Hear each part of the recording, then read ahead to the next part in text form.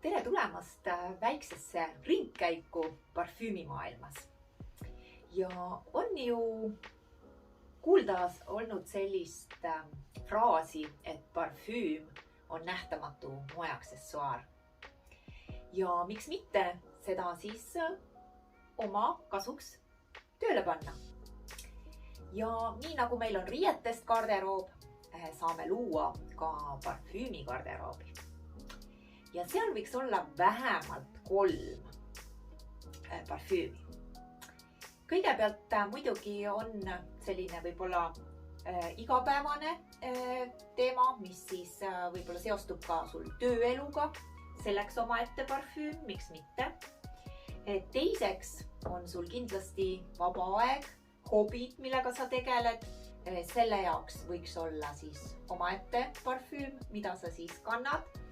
Ja loomulikult on meie kõigi elus siis selliseid erilisi hetki, pidulikke hetki ja miks mitte neid enda jaoks veel rõhutada siis ka spetsiaalse parfüümiga. Ja nii nagu meie rõivastegi garderoob vajab vahetamist suvel-talvel või suveks-talveks, eks ju, siis samamoodi võib ka mõelda parfüümide puhul.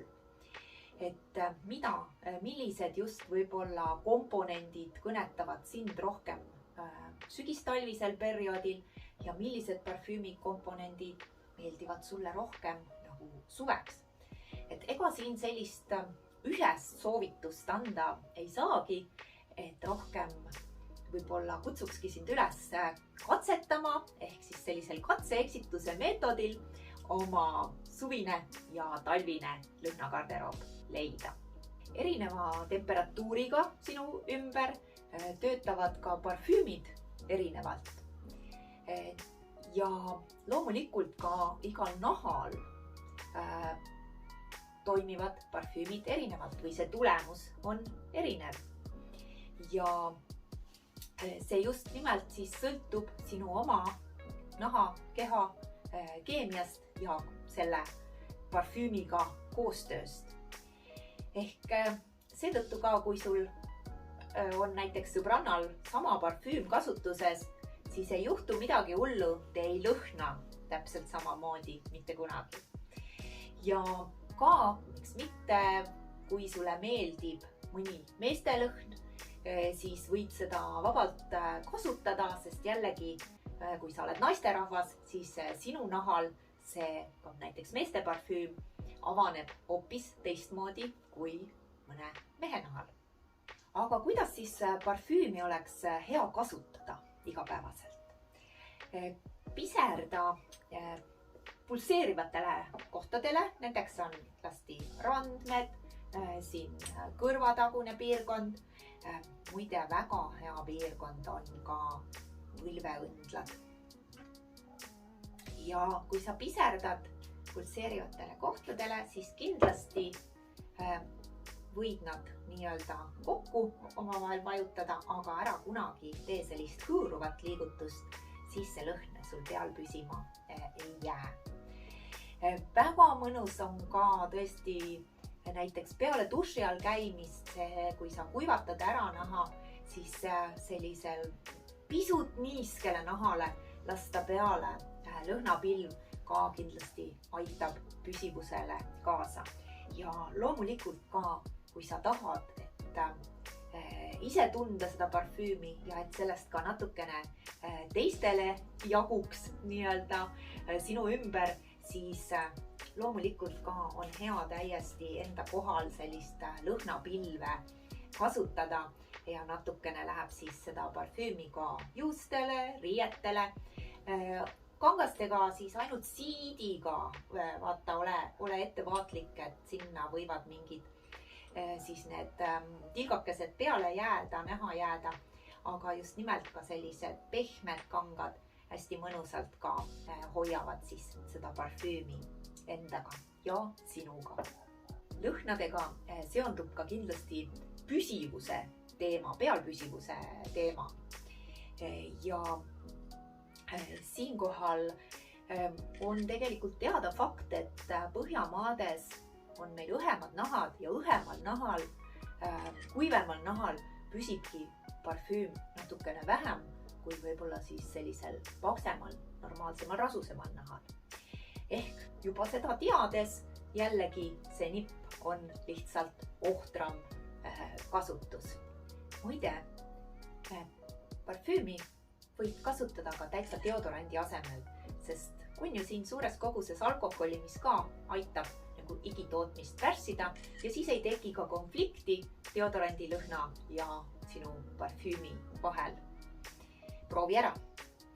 Ja püsivuse poole pealt ka kindlasti vaata, mida sa endale soetad. Oriflemi valikusse lisandunud väga palju põnevaid parfüümveesid ja nende lõhnakontsentratsioon on ka päris suur, nii et püsivad kindlasti palju paremini. Ja on siis ka muidugi tualettveed, kus siis jälle lõhnakontsentratsioon läheb väiksemaks ja osad ka võib-olla just sellised meestele mõeldud tooted nagu kölniveed. Seal on tõesti ainult mõni üksik protsent seda parfüümi sisaldust ja loomulikult ta siis ka hullult kaua peale ei seisa. Nii, aga kindlasti ka lõhnadega seondub nende säilitamine.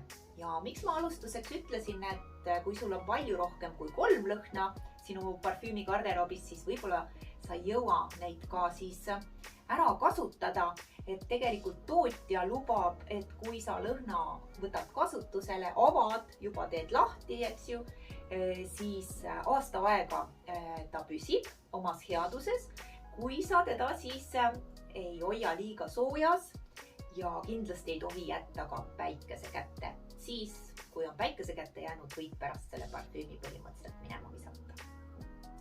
Ja kui sa tahad mõnda näiteks oma seda pidulikku parfüümi säilitada paremini, siis hoia see lõhna ümber olev ilus pakend alles ja see pakend tegelikult, see karp on sellele parfüümile ka kaitseks.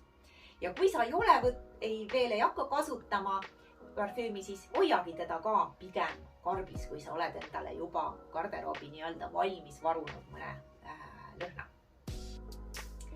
Ja lõhnade puhul veel ka tõesti mängivad rolli need pudelid. Et ühelt poolt siis tõesti, mida eksklusiivsem lõhn, seda võib-olla sellisem raskem pudel, raskemat klaasi ka kasutatakse ja omaette ka siis looming on korgid. Nii et tõesti pööra nendele tähelepanu siis ühelt poolt nii kauniduse poole pealt ja teisest küljest võib-olla praktilisuse poole pealt, et kui sa tahad ka kaasas kanda, et mis jällegi, kui on selline lihtsam kork, siis võib-olla ka püsib ta sul kotis paremini peal. Oriflemi viimase aja parfüümimaailm on tõesti avastamist väärt. Erinevate parfüümide taga on väga kuulsad lõhnaninad nii-öelda. Nende kohta leiad siis ka informatsiooni kataloogist ja kodulehelt. Nii et mina soovin sulle omalt poolt küll julget avastusretke Oriflemi parfüümimaailmas.